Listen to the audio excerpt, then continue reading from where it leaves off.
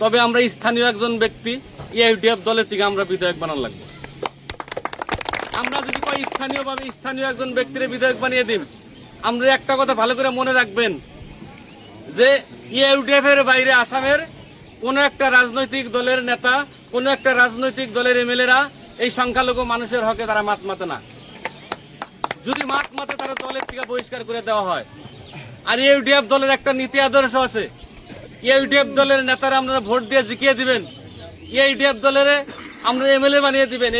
MLA হয়ে যদি অ্যাসেম্বলিতে কথা না কয়, অ্যাসেম্বলিতে যদি জাতের হকে কথা না কয়, এই নেতারা দলের থেকে বহিষ্কার করা হয়।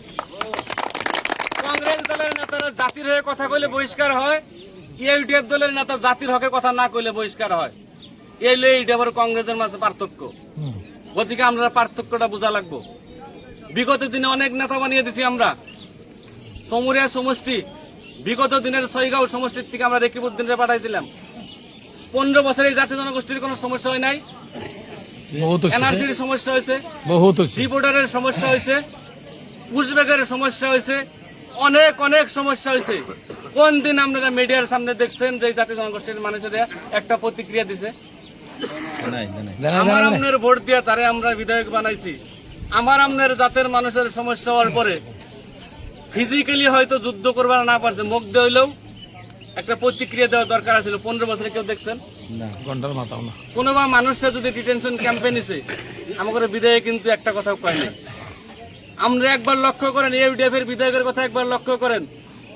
আসামের এই মূর্তিকা হেমুর কোন জায়গায় যদি এই জাতি জনগোষ্ঠীর উপর অন্যায় হয়েছে, কোন জায়গায় যদি উচ্ছেদ হয়েছে, তারা বুলডোজারের সামনে যে খাড়া হয়েছে। আমরা অনেকবার দেখছেন।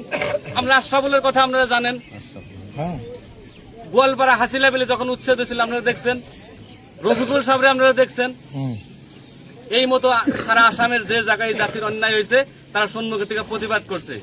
আর বিগত দিনে কংগ্রেস দলের কোন একজন বিধায়করা তার প্রতিবাদ করে নাই।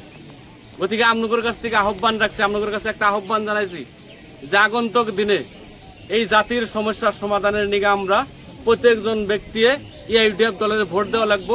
মৌলানা বদরুদ্দিন আজমল সাহেবের হাত আমরা মজবুত করা লাগবে।